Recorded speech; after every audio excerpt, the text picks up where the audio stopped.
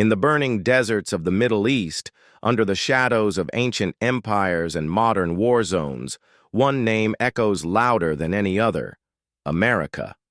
From secret missions to peace talks, from oil deals to battlefield scars, the United States didn't just arrive, it rewrote history.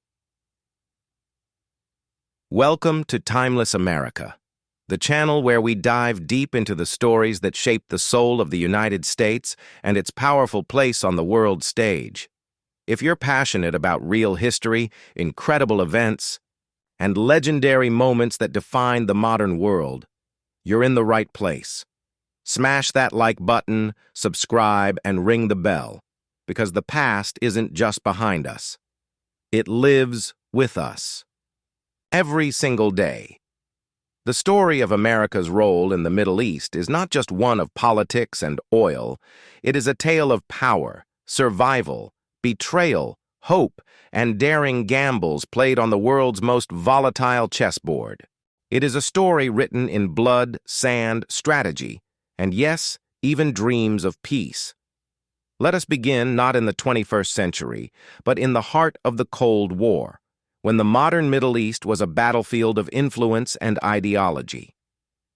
After World War II, the United States found itself thrust into a global struggle against the Soviet Union.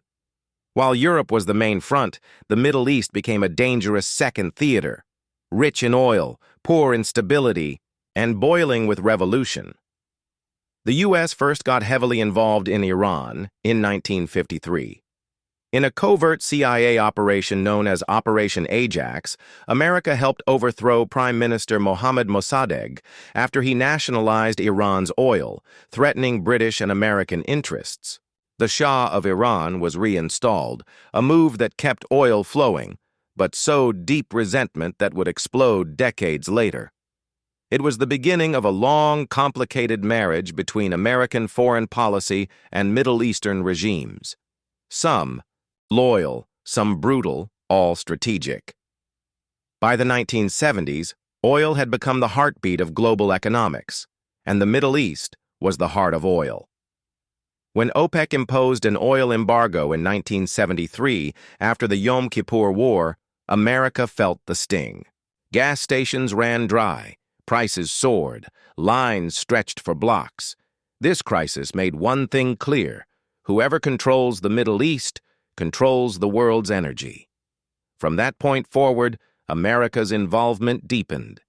The stakes weren't just about ideology, they were about fuel, survival, and global dominance. No story of the Middle East is complete without Israel.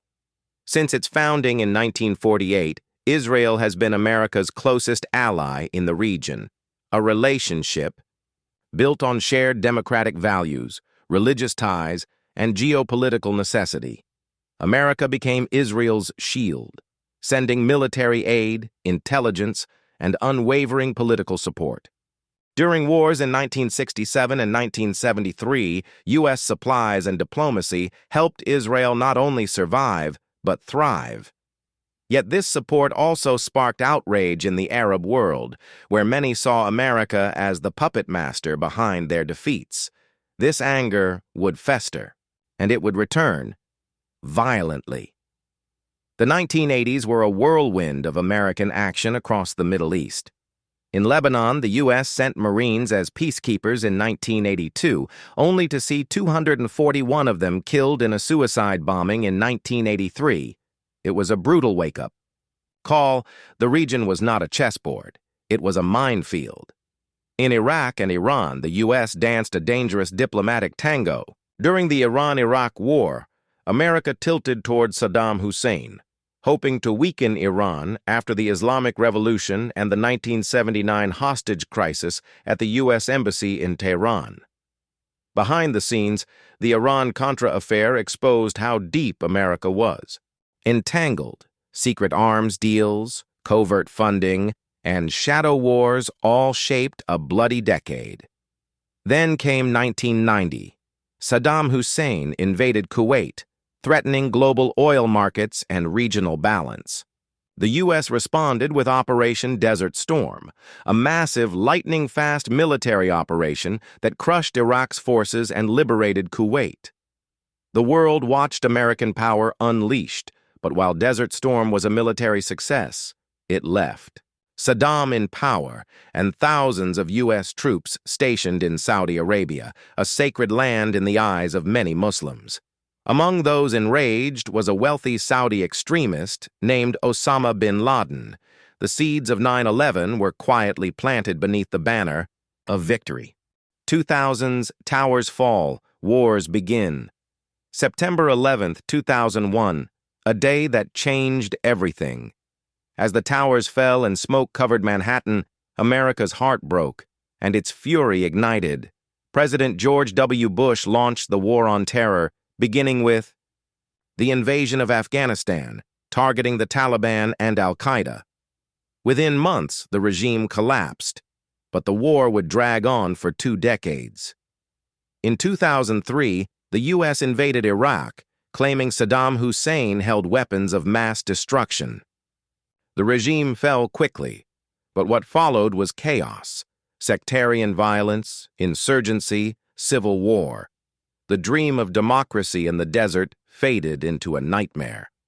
By 2010, America found itself in 2 endless wars, with thousands of troops lost, trillions spent, and stability in the Middle East more elusive than ever. Arab Spring, hope and horror.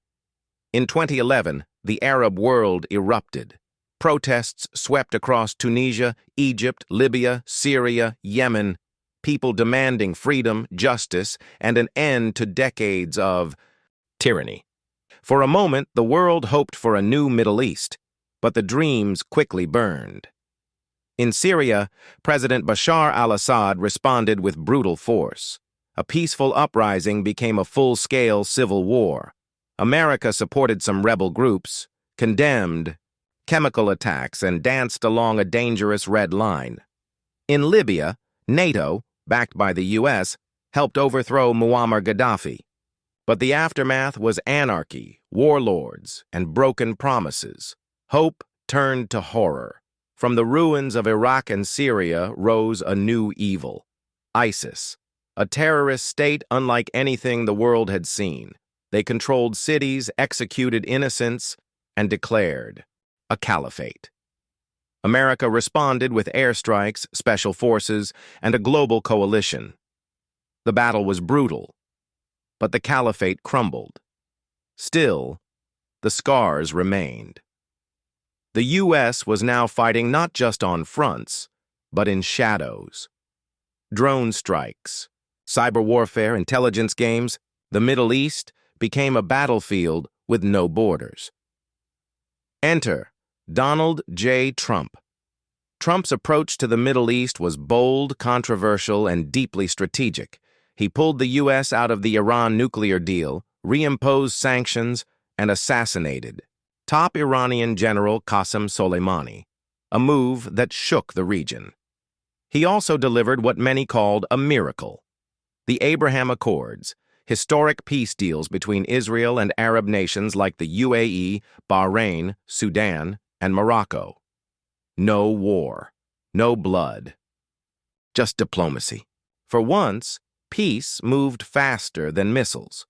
Trump also recognized Jerusalem as Israel's capital and moved the U.S. embassy there, an act celebrated by Israelis and condemned by others. His Middle East policy wasn't perfect, but it was unforgettable.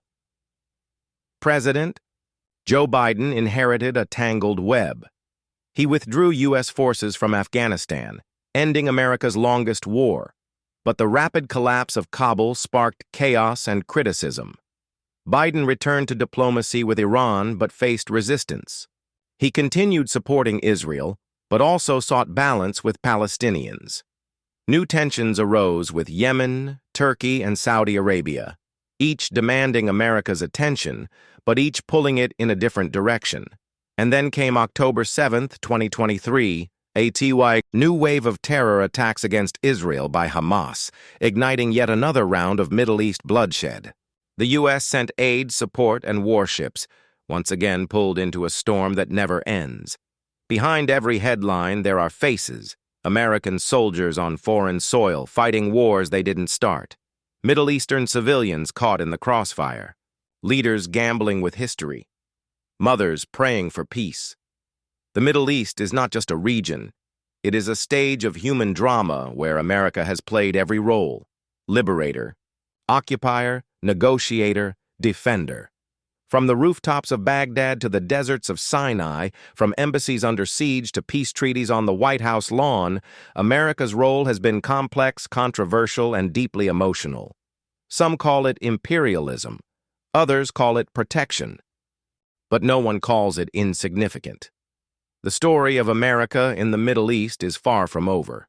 It's still unfolding, with every drone strike, every peace summit, every decision made in Washington echoing through Damascus, Tehran, Tel Aviv, and beyond. It's a story of mistakes and miracles, of heroes and heartbreak, of wars that were won and peace that's still waiting. And here at Timeless America, we tell these stories not just to remember, but to understand. Because until we understand the past, we'll never build the future. If this story moved you, if it made you see the world with new eyes, please like, subscribe, and share this video. Let's bring truth, history, and emotion back into the conversation.